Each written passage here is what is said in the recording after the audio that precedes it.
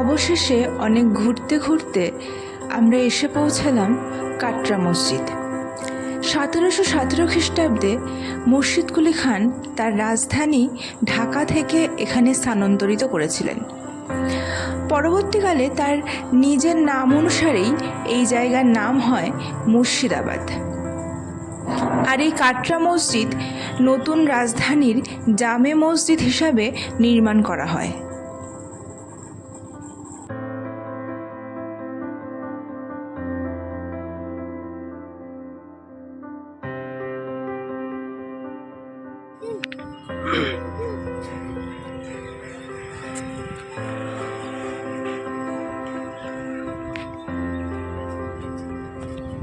এটা বললেন যে এর থেকে 100 বছরের পুরনো। 108 বছর।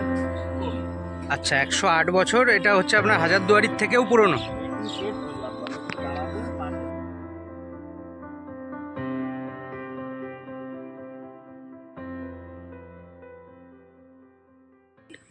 হ্যাঁ স্যার, শুরু করে দেখুন স্যার, আমরা যেখানে দাঁড়িয়ে আছি, ম্যাম ছাড়াতে যান, আমরা যেখানে দাঁড়িয়ে আছি একেবারে মসজিদের ব্যাক সাইডে দাঁড়িয়ে আছি। আমরা ধীরে ধীরে এই মসজিদের একেবারে ফ্রন্টে চলে যাব। ওখানে শায়িত আছে বাংলা, বিহার, উড়িষ্যার প্রথম স্বাধীন নবাব মুর্শিদ কুলি খাঁর সমাধি, যার বুকের উপর দিয়ে আমাদের মারিয়ে যেতে হবে। পাশে কোনো রাস্তা নেই। তবে কেন একজন মহান নবাবের বুকের উপর দিয়ে মারিয়ে যেতে হবে? সত্যি কি তিনি কোনো মহাপাপ করেছিলেন? আমি পরে বলছি। এই সুন্দর গার্ডেন বাগান দেখতে পাচ্ছেন স্যার, আজ থেকে প্রায় 300 বছর আগে নবাব মুর্শিদ কুলি খাঁর আদেশে এখানে সপ্তাহে 3 দিন সবজির বাজার বসতো। আচ্ছা সেই কারণে জায়গাটার নাম হয়েছে সবজি কাটরা মস্ক। আচ্ছা কাটরা মিন্স মার্কেট, বাজার। এটা একটা আরবি শব্দ।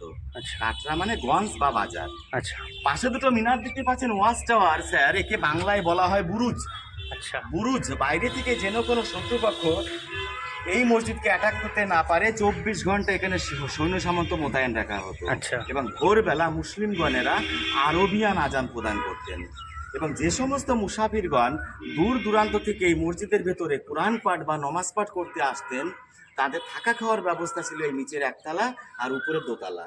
এগুলোকে বলা হচ্ছে ম্যাম মুসাফিরখানা বা গেস্ট হাউস বা ছাত্রাবাস। এই ছোট ছোট এইগুলো। হ্যাঁ, এইগুলো একতলা দোতলা। আচ্ছা আচ্ছা, এটা দোতলাও আছে। আজ থেকে প্রায় 300 বছর আগে এই কাটরা মসজিদটা একটা ইসলামিক লার্নিং সেন্টার হিসেবে ব্যবহৃত হতো। আচ্ছা, শিক্ষা প্রতিষ্ঠান, শিক্ষা কেন্দ্র। আচ্ছা। এই যে স্যার দেওয়ালের গায়ে যে উল্টো টি দেখতে পাচ্ছেন ইংরেজি হ্যাঁ। লেটারের, হ্যাঁ এই পুরো মসজিদের চারিদিকে তাকাবেন স্যার, এই উল্টো টি পরিলক্ষিত হবে। হ্যাঁ। এর কারণ হলো আজ থেকে প্রায় 300 বছর আগে কোনো বিদ্যুৎ বা কারেন্ট ছিল না। আচ্ছা তাই কোনো উৎসব অনুষ্ঠানে নবাবেরা বিভিন্ন রকম প্রদীপ জ্বালিয়ে, সোনার প্রদীপ জ্বালিয়ে হ্যাঁ। মসজিদকে আলোকিত করে রাখে। সেটা এখানেই জ্বালানো হতো। হ্যাঁ, এগুলো হচ্ছে প্রদীপ জ্বালানো হতো। আচ্ছা আর এই দরজাগুলো নিচু করার কারণ হলো কোনো মন্দির বা মসজিদে প্রবেশ করতে হলে মাথা নত করে প্রবেশ করতে হয়। আচ্ছা। ইউ হ্যাভ টু বো ইওর হেড। হ্যাঁ একদম।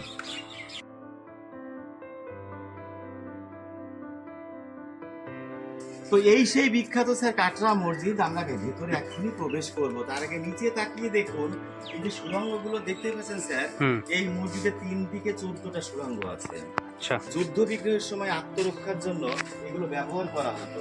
কিন্তু এখন sir archaeological survey of India, central government check up করার পর ভেতরে সব সিল করে দিয়েছে, যেতে দেয় না। না। এখানে সুড়ঙ্গ বলতে যখন বহিঃশত্রুর আক্রমণ হতো, এখানে যারা থাকতেন পালিয়ে বাংকারে চলে যেতেন। বাংকার টাইপের করা ছিল। নিচে আছে এখনো? নেই এখন, একটা ছোট ক্লোজ করে দিয়েছে। হ্যাঁ, ব্যাপারটা এখানে সুড়ঙ্গ বলতে এখান থেকে বিভিন্ন রকমের সুড়ঙ্গ তৈরি করা ছিল, সেখানে বাংকার টাইপেরও করা ছিল। কিন্তু বর্তমানে চোর ডাকাত জঙ্গি খুঙ্গিদের ভয়ে সব বন্ধ করে দিয়েছে। আচ্ছা। হ্যাঁ, মাটির তলা দিয়ে। আর এখন কিন্তু কোনো সুড়ঙ্গ নেই, এগুলো এখন ভেন্টিলেটারের কাজ হয়।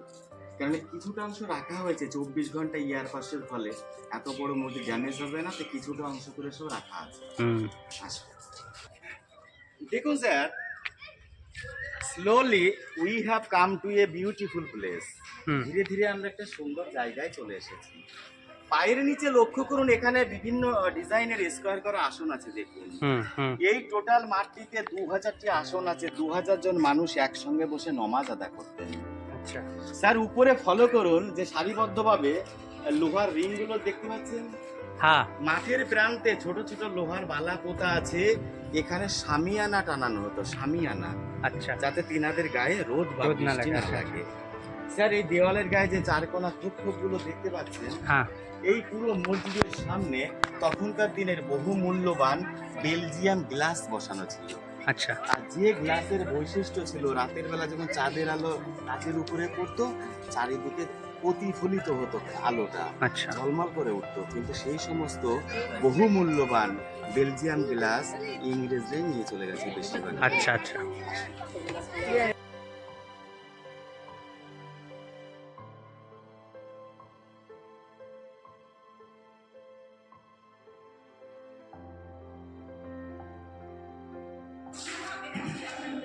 হ্যাঁ হ্যাঁ দেখুন স্যার, এখানে দুদিকে দুটো গম্বুজ দেখতে পাচ্ছেন, এখানে একসঙ্গে পরস্পর 5টা গম্বুজ ছিল, 5টা। আচ্ছা 1897-এ এই মুর্শিদাবাদে এক ভয়ঙ্কর ভূমিকম্প হয়েছিল, হ্যাঁ। 1897 খ্রিস্টাব্দে। আর সেই ভূমিকম্পের ফলে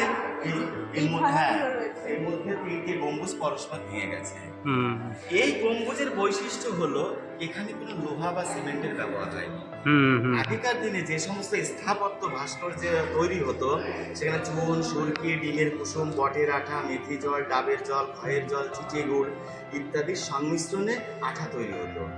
আর সেই তার ভিতরে ইটের উপর ইট সাজিয়ে, এগুলো সব আর্চের উপর বসানো আছে, ব্যালেন্সের উপর বসানো হুম আছে। হুম হুম বাইরে নমাজ পাঠ হতো, এখানে ধর্ম নিয়ে ডিসকাশন হতো এই জায়গায়। আচ্ছা আচ্ছা আচ্ছা এই 3টে সিঁড়ির উপরে, মানে ধর্ম সভা বলা যেতে পারে। হ্যাঁ হ্যাঁ, হ্যাঁ এই 3টে সিঁড়ির উপরে মৌলভী সাহেব কোরআন পাঠ হতো। আচ্ছা এই যে এইগুলো দেখতে পাচ্ছেন, এগুলো হচ্ছে কুলঙ্গি বলা হয় একে, কুলঙ্গি। আচ্ছা এখানে প্রদীপ জ্বালানো হতো। আচ্ছা আর এই যে উপরে একটা কুষ্টি পাথর আছে, হ্যাঁ। লেখা আছে, হ্যাঁ। এটা মুসলিম সম্প্রদায়, তিনাদের একটা পবিত্র কর্মা এখানে লেখা আছে। ওনারা আচ্ছা। সবসময় এই কথাটা বলেন। আচ্ছা। এখানে লেখা আছে লা ইলাহা ইল্লাল্লাহু মুহাম্মাদুর রাসূলুল্লাহ। আচ্ছা হ্যাঁ, এই কথার মানে হলো আল্লাহ এক, অদ্বিতীয়, এবং মোহাম্মদ তার প্রেরিত রসুল। রসুল মানে দূত, messenger. Allah is almighty and Mohammad is his messenger. Hmm এইবার স্যার ইতিহাসটা একটু বলি, ভালো লাগবে। এই বাংলায় স্যার টোটাল 18 জন নবাবী করে গেছে। হুম তো প্রথম নবাব কে ছিলেন? মুর্শিদ কুলি খাঁ। বাংলার দ্বিতীয় নবাব ছিলেন মুর্শিদ কুলি খাঁর জামাতা, মানে জামাই সুজাউদ্দৌলা। আর এই সুজাউদ্দৌলার মৃত্যুর পর এই বাংলার মসনদে বসেন তার পুত্র সরফরাজ খাঁ। হুম সরফরাজ খাঁ 3 নম্বর নবাব। এই সরফরাজ খাঁকে 1740 খ্রিস্টাব্দে গিরিয়ার যুদ্ধে পরাস্ত করে পাটনার শাসনকর্তা আলীবর্দী খাঁ এবং নিহত করে। হুম আলীবর্দী হচ্ছে 4র্থ নবাব, মানে সিরাজদৌল্লার দাদু। আর মাত্র 15 মাসের জন্য রাজত্ব পেয়েছিলেন নাতি সিরাজদৌল্লা। হুম আজকে সারাদিন যদি এই যে রোডগুলো দিয়ে আপনারা ঘোরাফেরা করবেন স্যার, আজ থেকে প্রায় 300 বছর আগে, 250-300 বছর আগে গভীর রাতে ইস্ট ইন্ডিয়া কোম্পানি থেকে রবার্ট ক্লাইভ ওয়াটসনরা এখানে আসতেন। আচ্ছা এই নবাবের সংসারে ঢুকে রবার্ট ক্লাইভ এক গভীর ষড়যন্ত্রের বীজ পুঁতেছিল হুম যে কিভাবে সিরাজদৌল্লাকে সিংহাসনচ্যুত করা যায়। তো এই রবার্ট ক্লাইভ কাদের সঙ্গে ষড়যন্ত্র করেছিল? রবার্ট ক্লাইভ ষড়যন্ত্র করেছিল সিরাজদৌল্লার একেবারে নিজের মাসি ঘসেটে বেগমের সঙ্গে, সিরাজদৌল্লার অর্থমন্ত্রী জগৎ শেঠের সঙ্গে, সিরাজদৌল্লার প্রধান সেনাপতি মির্জাফরের সঙ্গে, উমিচাঁদ, রায়দুর্লভ এদের সঙ্গে হুম পরিকল্পিতভাবে পলাশির যুদ্ধ তৈরি করা হয়। উনি ভেবেছিলেন সিরাজদৌল্লাকে যদি না সরানো যায়, পুরো ভারতবর্ষ আমরা দখল করতে পারবো না। হ্যাঁ, এটা দীর্ঘমেয়াদী প্ল্যান ছিল। তো যুদ্ধ শুরু হয়। মির্জাফর বহু সংখ্যক সৈন্য নিয়ে দূরে দাঁড়িয়ে থাকে। মীর মদনার মহল্লাল আপ্রাণ চেষ্টা করেও যুদ্ধ জেতাতে পারেনি। অবশেষে সিরাজদৌল্লা এখানে পালাতে গিয়ে ধরা পড়বার পর মির্জাফরের বড় পুত্র মিরনের আদেশে মোহাম্মদের বেগ নৃশংসভাবে হত্যা করেছিল। তো রবার্ট ক্লাইভ তার আত্মজীবনীতে লিখেছিলেন একটা জায়গায় যে যখন সিরাজদৌল্লাকে ধরে আনা হচ্ছিল, রাস্তার দুপাশে যত সংখ্যক ইন্ডিয়ান দাঁড়িয়েছিল, তারা যদি একটা করে ঢিল ছুটতো তাহলে ব্রিটিশ পালাতে বাধ্য হতো। সেটাও কেউ করে। ওকে এখানে মুর্শিদাবাদে এনে উলঙ্গ অবস্থায় হাতির পিঠে, ঘোড়ার পিঠে চাপিয়ে যেভাবে অকথ্য অত্যাচার করা হয়েছিল স্যার, এটা ভারতবর্ষের ইতিহাসে এক অবর্ণনীয় ঘটনা। তো যাই হোক স্যার, সিরাজদৌলার মৃত্যুর পর বাংলার মসনদে বসেন চুক্তি অনুযায়ী মির্জাফর, কিন্তু নামে মাত্র নবাব হলো। আসল ক্ষমতা সব চলে যায় ইস্ট ইন্ডিয়া কোম্পানির হাতে। প্রায় 200 বছর ওদের গোলামি কেটেছে আমরা। তো এই মির্জাফরের পরে আসে মীর কাসিম, তারপর নাজমুদ্দৌলা, শরীফুদ্দৌলা, মুবারকদৌলা, বাবর আলী, আলিজা, ওয়ালাজা, হুমায়ুন জা, এগুলো সব মির্জাফরের বংশধর। এই হুমায়ুন জা 13তম পরাধীন নবাব নাজিব হুমায়ুন জা 1829 খ্রিস্টাব্দে হাজারদুয়ারিটা তৈরি করেছিলেন।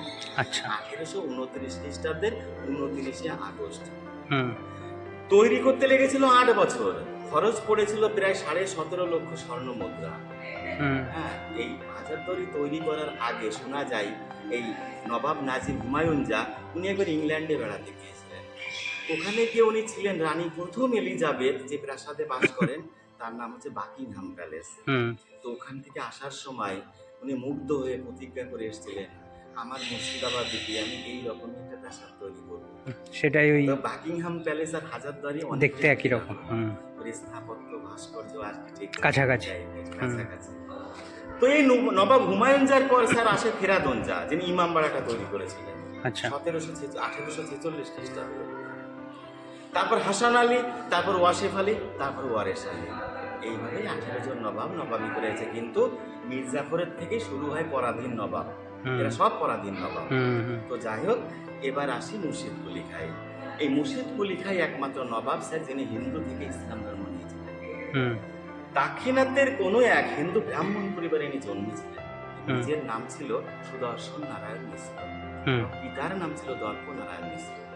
ছোটবেলায় অভাবের তাড়নায় এর পরিবার থেকে একে বেঁচে দিয়েছিল ইরানের এক হাজি শফির কাছে, কিতদাস শফি। আচ্ছা। তো স্যার সেই হাজি শফি একে ইরানে নিয়ে গিয়ে নিজের সন্তানের মতো লালন পালন করে উচ্চ শিক্ষায় শিক্ষিত করে ইসলাম ধর্মে দীক্ষিত করেছিলেন। আর ওখানে ইনার প্রথম নামকরণ করা হয়েছিল মোহাম্মদ হাদি। কিন্তু স্যার ওই হাজি শফির মৃত্যুর পর ইনি প্রথমে চলে আসেন হায়দ্রাবাদে, তারপর দিল্লি সম্রাট ঔরঙ্গজেবের দরবারে এসে অ্যাজ এ অ্যাকাউন্টেন্টসের কাজে নিযুক্ত হন। আর তখন কিন্তু স্যার মুঘল সাম্রাজ্যের পতনের ঘণ্টা বেজে গেছে, কেননা শিবাজির সঙ্গে মারাঠা যুদ্ধ করতে করতে ঔরঙ্গজেবের রাজকোষাগার প্রায় শূন্য হয়ে গিয়েছে। ওর অর্থের প্রয়োজন ছিল। খ্রিস্টাব্দে সম্রাট ঔরঙ্গজেব এই মুর্শিদ কুলি খাঁকে এই বাংলায় পাঠিয়েছিলেন দেওয়ান হিসেবে, মানে ট্যাক্স কালেক্টর, যে খাজনা আদায় করে। আর বাংলার কোথায় পাঠিয়েছিলেন? বাংলার পাঠিয়েছিলেন জাহাঙ্গীরনগরে। ঢাকার পূর্ব নাম ছিল জাহাঙ্গীরনগর। তখন তার এই বাংলাদেশ, ঢাকা, ইন্ডিয়া আলাদা ছিল না, সব প্রদেশে বিভক্ত ছিল তখন। কিন্তু জাহাঙ্গীরনগরে স্যার ঔরঙ্গজেবের নাতি ওখানে শাসন করতেন সুবেদার হিসেবে, আজিমুর শান ওর নাম। আজিমুর শানের সঙ্গে মুর্শিদ কুলি খাঁর বিরোধ বেঁধে যায়, তাই উনি তার দিওয়ানখানা জাহাঙ্গীরনগর থেকে এই মুর্শিদাবাদে শিফটেড করেন। আর এখান থেকেই কোটি কোটি টাকা নজরানা রাজস্ব আদায় করে উনি পাঠাতে থাকেন সম্রাট ঔরঙ্গজেবের দরবারে। কিন্তু স্যার শেষ রক্ষা হয়নি। 1707-এ সম্রাট ঔরঙ্গজেবের মৃত্যু হয়। আর 1723 থেকে 24 খ্রিস্টাব্দের মধ্যে মুর্শিদ কুলি খাঁর আদেশে তার বিশ্বস্ত কর্মচারী মুরাদ ফরাজকার নামে এক ব্যক্তি এই মসজিদ নির্মাণ করেন। আচ্ছা। আর 1727-এ নবাব মুর্শিদ কুলি খাঁর মৃত্যু হয়। তো মরার আগে বলে গিয়েছিলেন মুর্শিদ কুলি খাঁ, হে আল্লাহ, জীবনে চলার পথে যদি কখনো কোনো অন্যায় করে থাকি, পাপ করে থাকি, আমার পাপের প্রায়শ্চিত্ত কি করে হবে? আমাকে এমন জায়গায় সমাধি দেবে, কবর দেবে, আমার বুকের উপর দিয়ে যদি হাজার হাজার মানুষ মারিয়ে যায়, তাদের পদধূলি পেলে আমি পাপ থেকে মুক্তি পেতে পারি। আচ্ছা আচ্ছা আচ্ছা। এই বিশ্বাস নিয়েই শেষ জীবনে অনুতপ্ত অনুশোচনার ফলে এই সিস্টেমে সমাহিত করা হয়েছে, যার বুকের উপর দিয়ে মারিয়ে তার সমাধি আমরা দর্শন করি। আচ্ছা।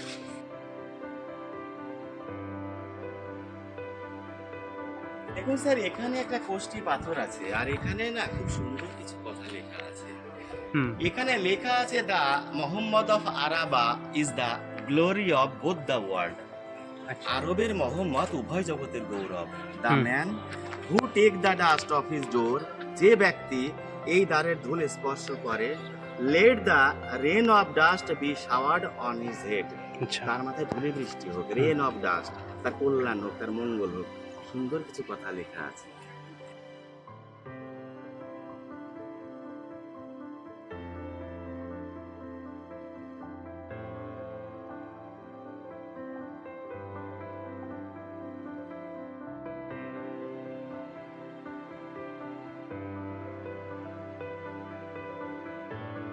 দেখুন স্যার, আমরা অ্যাকচুয়ালি ব্যাক সাইড দিয়ে প্রবেশ করেছি। Actually this is in a front side of the mosque. আচ্ছা, এটা ওটা ওটা ব্যাক সাইড। ওটা ব্যাক সাইড। আচ্ছা আচ্ছা আচ্ছা। And under your feet is the tomb of Nabab Murshid Quli Khan. আচ্ছা, এখানে আগে লোহার নেট সিস্টেম করা ছিল, লোহার জালি ছিল, কিন্তু 1958-এ আর্কিওলজিক্যাল সার্ভে অফ ইন্ডিয়া এটাকে চেক আপ করার পর এই উপরটাকে ঢালাই করে দিয়েছে, আমাদের নিচে গিয়ে দেখতে হবে।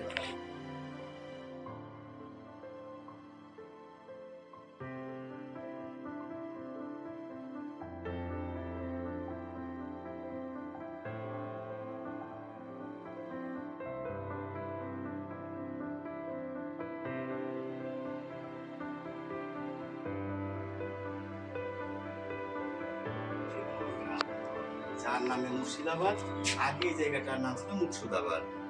এই মুর্শিদ কুলি খার এই ম্যাম যেটা বলছিলেন, একটা মেয়ে ছিল, ভালো নাম হচ্ছে আজিমুন্নেসা বেগম, ইতিহাসে যাকে কলিজা খাকি বেগম বলা হয়। তো দেখুন স্যার, কিছু প্রচলিত কাহিনী থেকে বলা যেতে পারে ইনার মেয়ে নাকি একবার কঠিন অসুখে আক্রান্ত হন। হ্যাঁ, হাকিম সাহেব নাকি বলেছিলেন প্রতিদিন একটা শিশুর কলিজা বের করে মেডিসিন তৈরি করে খেলে তার রোগটা নাকি ভালো হয়ে যাবে। এইভাবে সে নাকি খাওয়া শুরু করে, খেতে খেতে তার রোগটা নাকি ভালো হয়ে যায়। কিন্তু পরবর্তীতে সে কলিজা অ্যাডিকশনে পরিণত হয়ে গিয়েছিল, প্রতিদিন ওর একটা শিশু লাগতোই। এইভাবে নাকি দীর্ঘদিন চলতে থাকে, চলতে চলতে ধরা পড়ে যায়। ধরা পড়বার পর এই শিশু হত্যার দায় নাকি তাকে জিন্দা দফন করা হয়েছিল। আচ্ছা, কিন্তু স্যার এর মধ্যে সত্যতা কতটা কেউ বলতে পারবে না, জাস্ট এটা মিথ, প্রচলিত কাহিনী। আচ্ছা, হ্যাঁ, এবার আমরা একটা শিবের মন্দির দেখাবো এখানে। এর মধ্যে যাওয়া যাবে? হ্যাঁ, যান।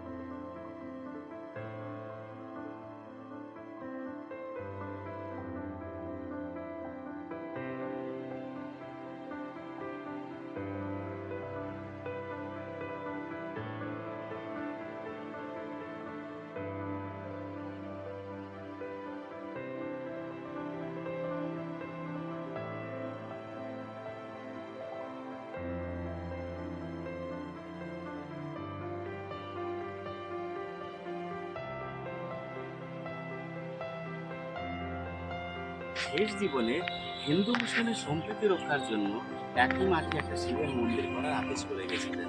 এই পাশাপাশি মস্ক অ্যান্ড টেম্পল, এটা হচ্ছে একটা সম্প্রীতির মেলবন্ধন। কিন্তু স্যার এখন কি হয়েছে, এই মন্দিরটা দেখুন পাবলিকের আন্ডারে আছে, আর এটা আর্কিওলজিক্যালের আন্ডারে আছে।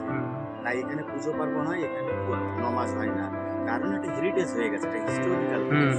জাতি, ধর্ম, বর্ণ সবাই ঢুকতে পারবে, দেখে বেরিয়ে যেতে হবে, কাউকে ব্যবহার করা